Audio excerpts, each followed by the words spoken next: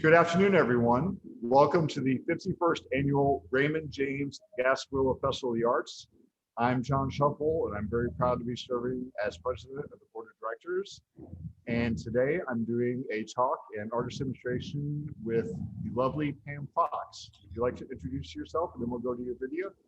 Yeah, hi everybody. I'm Pam Fox, and it's great to be here.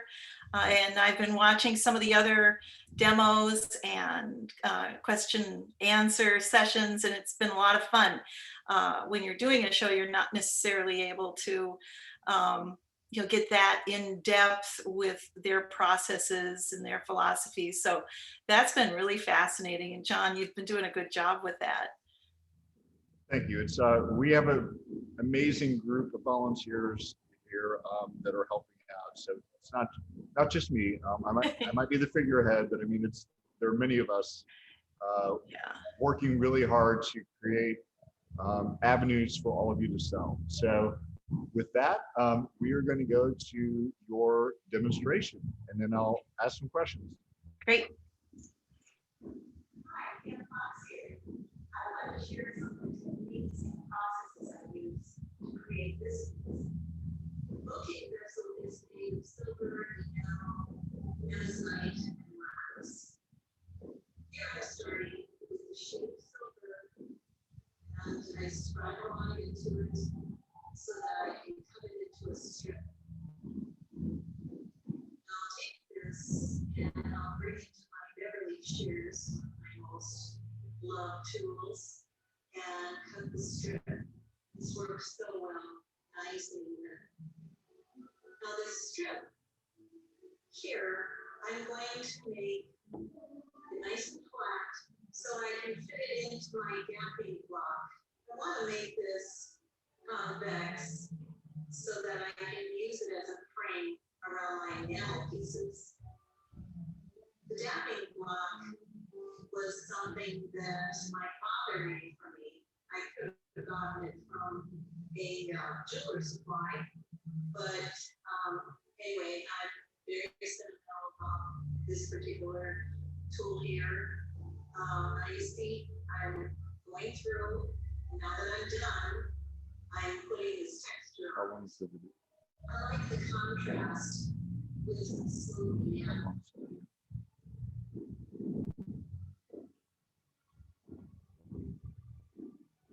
Now I'm waxing up the bouquet part of the vessel.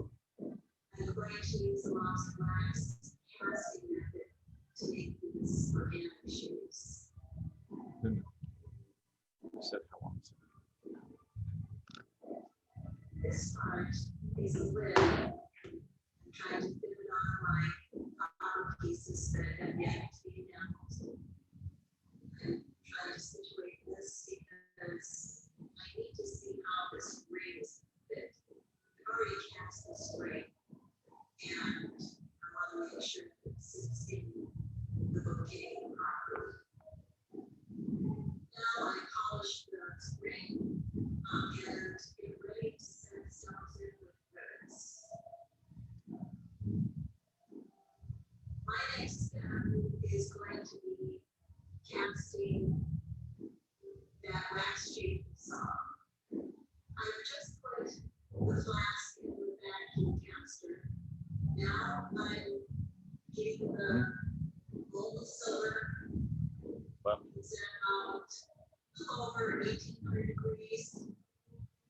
And I'm going to pour it in that flask. Well, there's a vacuum that's pulling all of the holes and gives me a real nice dense casting. I'll let this cool down a couple minutes, and then I punch it, and then I clean the plaster off of it. So at this point, the little wax location is ready to be well finished. And so I'll do a lot of grinding and polishing with it.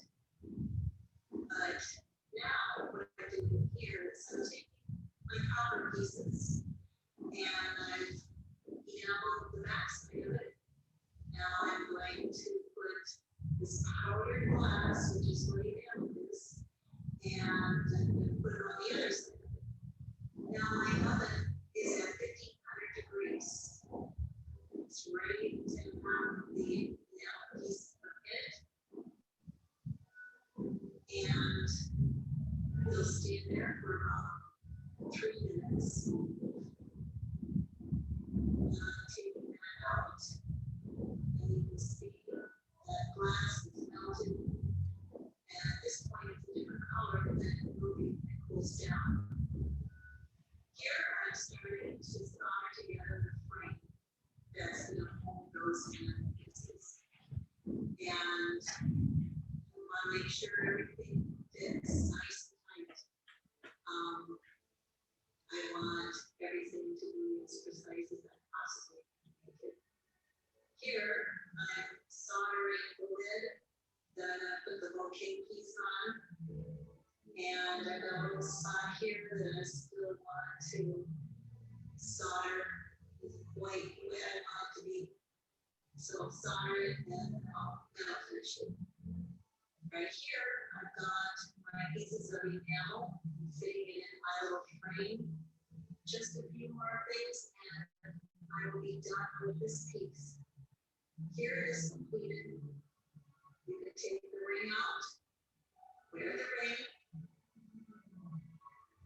and when you're not wearing it, you can still enjoy it. Well, thanks for watching my presentation. I hope to see you sometime at one of our wonderful art festivals.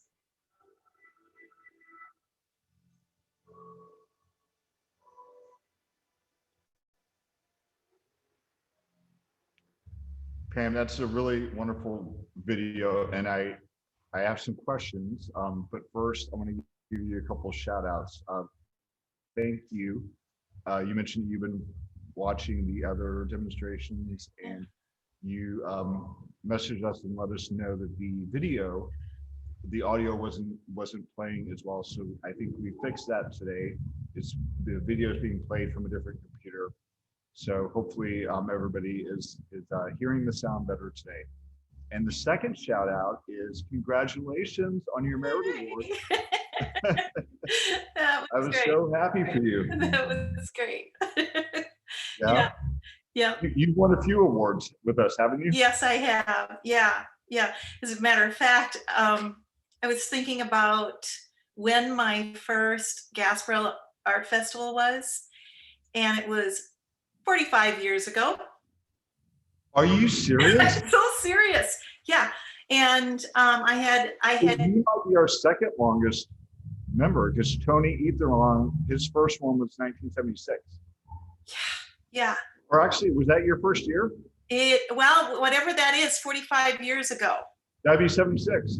Yeah, maybe so. Yeah. And wow. And I did, I had just, hadn't been making jewelry long, and I had gotten in, and this other artist said, "Oh, Pam, you got to make a lot of jewelry." And I didn't have the money to buy more silver. So he loaned me a little bit of money, and then I was able to make a little more jewelry for the show. And I think it might have been either my second or third show that I had ever done. So that was a while ago. And Tony and I have known each other for years. We just, yeah. Tony's awesome. He'll just call me up out of the blue sometimes and be like, "John, how you doing?" Yeah. Have you? So this year you won a merit award. It's the only jewelry artist that won an award, and so you have that distinction. Have you won any of the top awards? Not at Gasparilla. No, I think I've only won merit awards at Gasparilla. There's other shows, that may be Best of Show or something, but yeah, Gasparilla. I tend to feel that, and I think it's kind of a neat focus that Gasparilla really, they focus a little bit more on,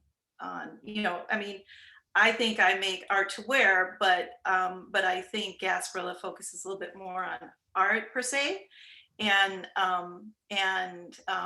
sometimes you will get someone with a background heavy enough in craft, so that they're able to kind of see that too, and it was kind of great when our judge was talking about her experience after the award ceremony. She was talking about these demos and how that was informative to her. You know, I'm sure there were things, you know, as is myself, like Helen's demo. I was fascinating to me because I guess I don't really know that much about printmaking. So Yeah. yeah, Yeah. yeah. Learned a lot. So back to your demo now. That was really, really wonderful. But you know, we did our practice session the other day, and I'm going to ask you some of the same questions I asked then, because I think in your demo, which is great, you only get part of the story, not the full Yeah. story. So tell me a little bit about the wax. What do you call it? The wax. Lost wax casting. Yes, but no, the not a balloon. It was Oh something yeah, else. yeah. The bloom, and I've got it right here. Yeah. So So describe that process a little bit more and yeah. how it goes from wax to silver. Okay. So so this is the part of the piece that John's talking about, and you saw in the video, and you know, and now of course it's in silver. Well, when I first make it, I make that out of sheets of wax. And then I start working the design out and I start comparing it to and it was a yet unmade lid here. But I just used a little wax up of a lid just so I could start dealing with that. I had already cast this ring because this needed to fit in there properly. And so once I had all of that waxed up, then I do this process where I am spruing, they call it spruing to a tree, and then you pour plaster on top of that, and then that hardens and cures a little bit, and then you put that in an oven, and then it takes about 10 hours for this oven to ramp up the heat. You don't want to ramp up that heat too fast because the plaster will crack. But in the meantime, you're heating it up to like 1,000 degrees, and so that that wax can melt out of that plaster. And then once it's melted out and once it's at the right temperature, then you can cast it. And then in the meantime, you've heated up your silver to about 1,800 degrees. And at that point, you can pour it in that plaster, because where the wax used to be, now it's just a cavity. And that's when you pour your silver in, that's where the silver goes. So it ends up being an exact duplicate of what your wax was. And so that's why they call it lost wax process, because you have lost the wax and formed that cavity to pour your molten metal into. That is a absolutely stunning piece, and to me that is much more than jewelry. I mean, that is sculpture. It's enamel. I love the ingenious idea of having a piece of art that's a holder for a ring. Yeah. Because I mean, I'm a male. I'm not wearing fancy rings, but you know, I've seen, you know, growing up, I would see my mom's jewelry box, and all of her beautiful jewelry would be hidden away. And this is a great way to display. It is a work of art. I mean, the ring is a work of art, and then the holder for it is a work of art. So I've never seen anything like it before. Well, thank you. Yeah, and you know, and I think, you know, when you're selling your work and engaging with your customers, you do hear that, oh, you know, my jewelry and it's in a drawer. And I think at that point, you know, you do want to make some pieces they can enjoy when they're not wearing it. So so that's a lot of fun to do that. And then the video, of course, or the demo, that there's no, I thought, well, I can at least give people a taste of the different processes in this. You know, it would be it's like one of those do-it-yourself shows, where if they showed all they had to do to get that piece of wood to fit right, you'd be bored. So anyway, I just wanted to sort of touch on some of those processes to get a general idea of what goes into that. Yeah. So we actually have a question from the audience that I'm going to pull my computer closer so I can read it. It says, when I see jewelry artists, I always think about the expensive materials. If a painter makes a mistake, they can throw out the canvas with little expense. If an artist is working with gold or silver, that is not so easy to do. Does Pam have techniques to reuse materials that has gone wrong, or does she just not make mistakes? Yeah, no, I am truly fallible. But We all make mistakes. yeah, but I do recycle silver. I recycle gold, and it's kind of one nice thing about fabricating and casting. If I have scraps from the fabricated pieces, I can use that for casting. So that is not lost. Generally if something is lost, it's more than anything, it's time, because it's fun to experiment, but that doesn't mean it's going to go right. So sometimes I just have to say, that's it, that's not going to work out. And then the other thing, occasionally you'll have a heartbreaking situation with a stone. And, sometimes it's just inevitable. You'll have a beautiful, beautiful opal and it's set and everything looks fine. And then you look at it and it's like, oh my goodness, there's a little crack in it, so in the whole setting, the whole design was made for that one stone. Yeah. So we're going to pull up your events in the shop. Mm-hmm. And I'd like for you to talk about some of your pieces, maybe starting with your winner of the Merit Award. Yes, yeah, which I have on my little sign behind me too. So that piece, do you make multiples of them, or do you only make one of each? Well, that one, it has to be custom made because the size is what it is. So if somebody wanted that piece, they would have to let me know exactly, what size their wrist is. And, and then we would go from there. But that's one of the nice things about having a virtual, I should say actually an online presence of some kind, is because you can, you can have those conversations while both people are looking at the piece. So that helps a lot. But yeah, so in this piece, I have 22 karat gold, and that's in the middle. And then I have enamel in the contour, in that kind of concave contour there. And then I have the textured silver around it.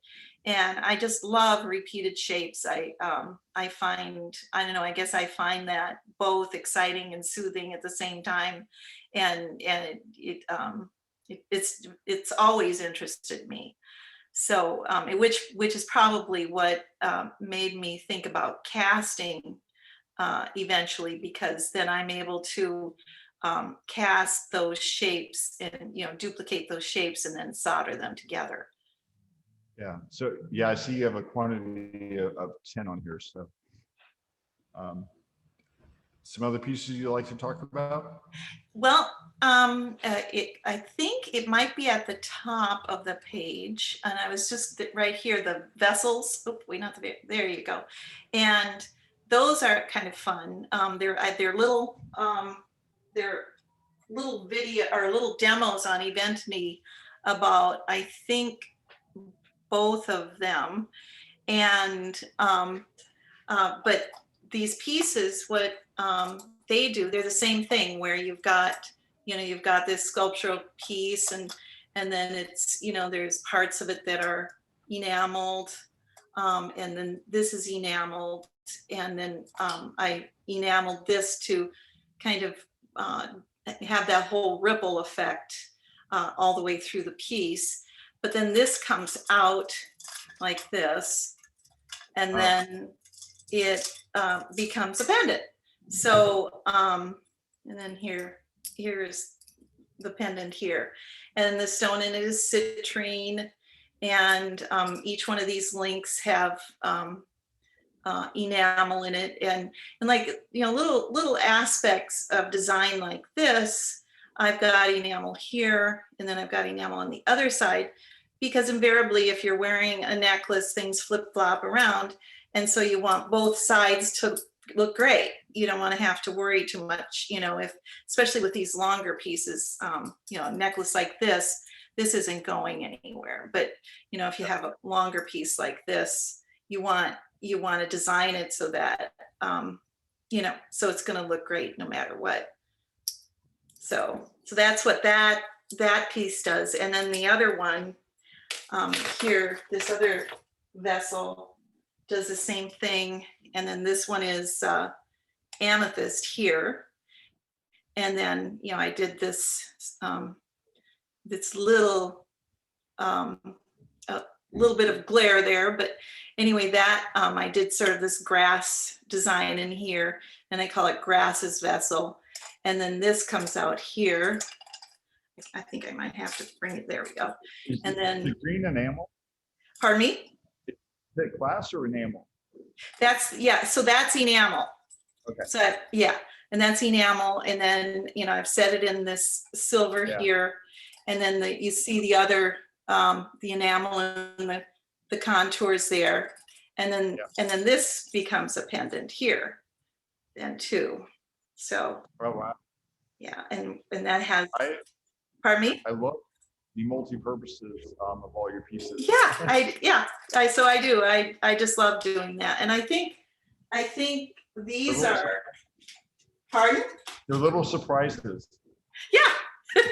Yeah, you know, and like these, you know, you could set them on your dresser, but it's really, you know, it's a necklace. And then I have, you know, and part of the chain is in the back here, and then I've enameled the clasp on the back, and you know, and so it's kind of fun to have. So when somebody buys that piece, does that come in the frame? Yeah, it does, and you know, and it is fun. I mean, and I've been to people's houses where, you know, they do have them sitting out, and I've seen some this one gal had me look at her closet, because she has had a whole wall that she kind of displays all her jewelry, so she kind of feel for what she's going to wear. Yeah, that's great. So Pam, you exhibited last year at Gasparilla, correct? Yeah, yes, I did. So you were here for our 50th anniversary and our new location. And yes. I hope you had a successful show. Well, I had, you know, anytime, you know, traditionally, anytime a show changes venue, it's a concern. And so, you know, all of us artists are like, oh no, you know, I hope this works out well, because the other venue was very pretty, and so we're like, okay, you know, we're going for it. And it was incredible. I probably, in the first time in the history of art shows, it turned out to be a better show than it ever has been, by changing to this new venue. And you know, and I know that wasn't just the venue. I mean, it was all the work that, you know, all of you went through to, you know, to make that happen and promote it and let people know, because I kept on trying to talk to my customers and tell them, well, you know, just remember, Gasparilla is going to be in a new location. And they were like, yeah, I saw, you know, they saw it on TV or something, you know, so they were informed. Yeah, so that, I think that made a huge difference. And it was lovely. I mean, just such a lovely venue. Yes, I got goosebumps when you were talking about that. And it brought back memories, because before we decided to relocate, we did a large feasibility study to determine whether this was the right thing for us, for the artists and for the public. And one of the things that we did was we talked to artists, and we heard that concern that traditionally when art festivals relocate, you're going to expect a drop in applications. And we actually had a rise in applications last year. So last year was an amazing year. There were very few hiccups, which was really hard to believe. We had amazing weather. We had what everyone believes was record turnout. And I heard great things about sales from the artists. And we heard, there are obviously some things that we needed to work on. We have some congestion areas, but for the most part, we heard very positive feedback. Yeah, it was my best Gasparilla ever. Yeah, it was just wonderful. I'm glad, because right after that, the next day was the first reported case of COVID in Hillsborough County in Tampa. And there was one other arts festival after that the next weekend, and then they all started canceling. So can you tell me a little bit about what this year has been like for you? How has it affected your work? How has it affected you personally? I know some artists had a creative lull, for lack of a better term. And, I think there's been a collective sadness that all of us have been experiencing. We've all been deeply affected by this past year in numerous ways. So how's your experience been? Well, I think when, it was, it's like Gasparilla, we still had a little bit of hope that, it wasn't going to be as serious as we feared. But then of course, very shortly after that, we realized that, things are going to start shutting down. So I rather felt as though I wanted to sort of think of it as a snow day, as it turns out is snow year, but there's so many things that when, you're busy doing shows and then you're doing studio time, that you really don't have time to, you've got these things on your to-do list that you're probably never going to have a chance to do. And so I had, one of them were these vessels I just showed you. And I think I wanted to do those first because I knew that type of work really feeds my soul. They're designs that I've been thinking about wanting to do, and they take so much time to do, and you don't really want to be interrupted. And I knew I wasn't going to be interrupted. So that worked out really, really well. And I could take, all the time I wanted to make them.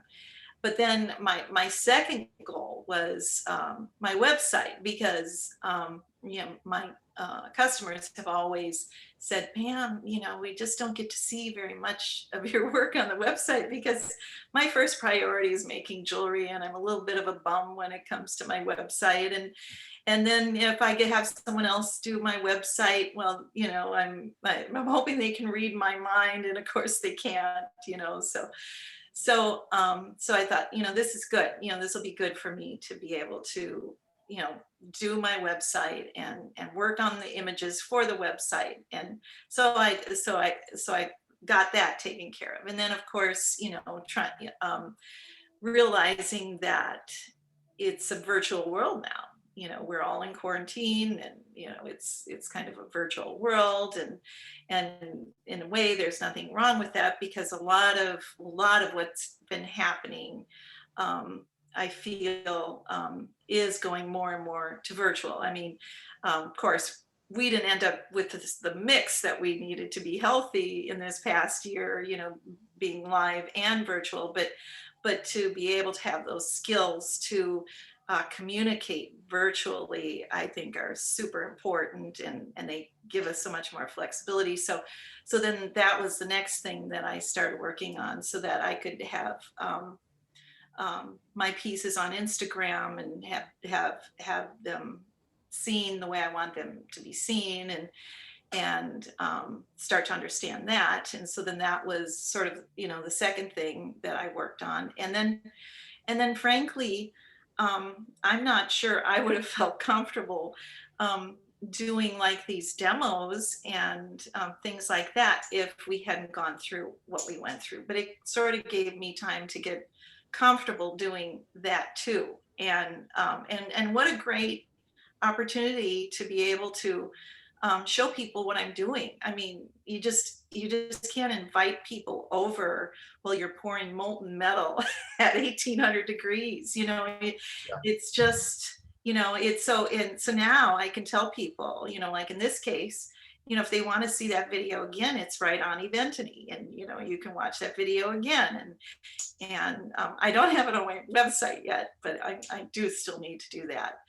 But so I almost hustled this last year um, because I just thought, okay, pretty soon this period of time is going to be over. We're going to start doing shows again, and I don't want to look back and say, well, gee, Pam, what were you doing? So anyway, and maybe the only other thing I did was a lot of yard work. So, but that was fun. I was getting outside and doing Well, things. I do know one thing's been affected because I finally had the pleasure of meeting you. I may have met you in the past, but I really officially met you just a month or so ago at Art Fest in Fort Myers. Right. You were exhibiting there, and we've been collaborating with Arts Fest Fort Myers as well as Winter Park, and learning from each other. We're all volunteer, and Winter Park is mostly all volunteer. And but I had the pleasure of meeting you. So what was your experience like there? Because they were doing both an in-person, socially distanced festival, as well as they utilized Eventity as well. Yeah, they were working really hard to follow the protocols, and so they took our temperature. They had people sign up and buy tickets so that they could kind of control the flow of the people coming in. So there wasn't just a glut of people at one time. They had, spacing with the booths, and then we of course had sanitizer and masks and everything we needed for that. And so that it took a lot for them to pull all that together and satisfy all of those safety needs. But then for us, I thought that part was going to be challenging, and it in a way it really wasn't. I mean, and if it was just the joy of seeing some of your old customers and frankly even new customers, and we were all just so happy to see each other, and it just, and these people were so happy to come to an art show again. Some people, that is their favorite thing to do, is to go to an art show, and they'll if they can find an art show every weekend, they'll go every weekend. And it's just so it was really, really fun. And and some people, of course, people want to try my work on, and those people, they want to see me at an art show so that they can do that. Yeah, so it was great. It was it was very touching. It was, and surprising how how it was just a very dear weekend. Yeah. So that was my first weekend back, and Gasparilla was my last show. Oh wow. Yeah. That's awesome. So I didn't actually ask the question that I was getting to with that, but as a part of collaborating with Arts Fest, they invited me to the preview party, and you gave a little demonstration, and I joined in on that. But I learned then that where you order your beads from, that there's been shipping delays due to COVID. So do you want to talk about that? Yeah. So I prefer to get a lot of my stones. There's a lot of people have heard of the gem show in Arizona, and so that's really where, you know, I'm in Tucson, Arizona, and that's really where I like to get a lot of my stones and pearls, and then some of the pearl dealers that I come to trust. I order them, and there again, you know, because of COVID, you know, there were shipping issues, and you know, everybody has. I think that our new normal during COVID, you know, it has been to don't expect the expected. You know, that we all have to be flexible. Yeah. I think that's key. We've learned with trying to put on we had to thing to and reinvent pretty much everything about our festival Yeah. to go virtual. So we use the word pivot a lot. We did a lot of pivoting. Yeah. Sometimes pivoting multiple times in a single day. That sounds a lot like, you know, but eventually it sounds like spinning if you're doing a lot of pivoting. Yeah. I actually I bought a piece of art today that really spoke to me and kind of summarizes the year that I've experienced, and it's called Dizzy. And Yeah. it's a mixed media piece, and the person basically looks like their head is just going back and forth. And I've experienced quite a bit of that. So Yeah. Yeah. it's certainly been quite the year. Yeah. We have time for one more question, and you could choose a different question if you want, but I'm curious to know what advice you give any aspiring artists, and maybe you tie it back into what we were chatting about before we went live.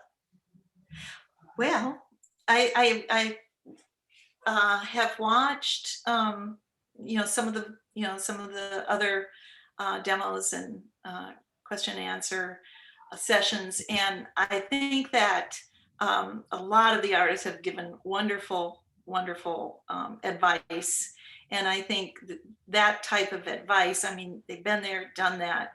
They know a lot of what is working and what's not working. And so there's probably the only thing I would really add to that is I feel as though if you want your vocation to be as an artist, then I think it's so important that is all you want to do. You know, that is such a passion that you are just compelled and maybe a little bit obsessed with doing that. I think when it comes to art, art I think benefits everyone. I think, you know, we get so much out of it going to museums and collecting it, and you know, doing a little, you know, doing some painting or something, so that there's so many ways you really can enjoy art. But as far as it being your vocation, I think you do need that passion to get you, you know, I mean, obviously it gets you through school, but it's after you get out of school that then now you have that blank canvas, and you need that drive to create your own entity, really. It's not just your designs, it's not just your focus. It is sort of the structure of how you are going to present all of that too. And if that's all you want to do, then that's gonna work out for you. Because you're going to be that art nerd, and you're going to, you know, and that's what you're going to be doing when the rest of your friends are doing something, you know, going to the beach or something, you know. So I think that's super important. And then I think typically artists aren't necessarily business people. There are some, and I admire them so much because, you know, that's something I feel I've had to kind of work on, you know, the business side of it. And and so if I were to go to school again, I think I would want to take some business classes, and kind of focus a little bit on that area of it. So um, I think that's the way, that's really the way to go, because there's uh, you just really need to push yourself in the direction that you feel is, whether it's art or another area, but that, where you feel that there's nothing else you rather do than that, and then you go for it. That's great advice. And I will say you fooled me, because when I saw you for that Arts Fest Fort Myers demo, and you had your sign behind you like you do now, and you were picking up the pieces and displaying them, I thought that this artist knows how to sell herself. She's great at marketing. And I've not been on your website, and I want you to give a shout out on what your website name is and your social media handles. Well, so my website is pamfoxjewelry.com, and my Facebook is Pam Fox Jewelry. And it's easy when you have a name that it's only 6 letters between the two of them. But and then my Instagram is one Pam Fox. So and they all, of course, have a different function. You see the whole grouping in the website. I think Instagram is fun because you get more immediate pieces. I finish a piece, and maybe the next day I have it on Instagram. I'm laughing because there's a window and all the co-chairs are dancing in front of me. And so I'm going to call out one of the co-chairs. So you have a very easy to pronounce name, Pam Fox. Yeah. If you were watching the awards last night, you may have noticed Denny had a little difficulty pronouncing names. So I'm sure he would have messed up your name even. So we have a lot of fun. Yeah, I noticed when, I don't know which one of you it was, but when you got up to announce some of the award winners, there was a little dancing going on there. Oh, I think that was Tara. Yes. Yeah. No, we have. You guys are having way too much fun. Yeah. Well, we have not been around each other all year, so I mean, we're making up for lost time. Yeah. Yeah. So I just want to. So thank you for giving us your website and everything. You can go directly to Pam Fox's website. We don't care if you purchase directly from Pam or if you purchase from our events in shop. We want Pam to sell work. We want all the artists to sell work. It does not need to be through our page. So you can reach out to Pam directly and buy from her. Just all of you who are out there, the artists definitely have been affected this year by the pandemic. And I encourage you all to bring some art into your life. I know for me personally, it brings me happiness and joy and inspiration. I've added to my collection this year, and I will probably add a few more. And I hope you do as well. So you can go to GasparillaArts.com and click on our online site that way, and you can find Pam Fox. It's an easy name to find. Pam, I really enjoyed chatting with you today. Thank you for your time. I'm super impressed that you have been watching the demonstrations this weekend and been engaged with what we've been doing. I hope you felt a little bit like you have been a part of the festival this year, even though we're not in person. And I know we will see you next year in person. I think things will be fine for us to be meeting together as one again. So thank you for your time. Yep, and it'll be a lot of fun to see what you and the rest of the committee come up with next year. It'll probably be a kind of a hybrid of last year and this year maybe.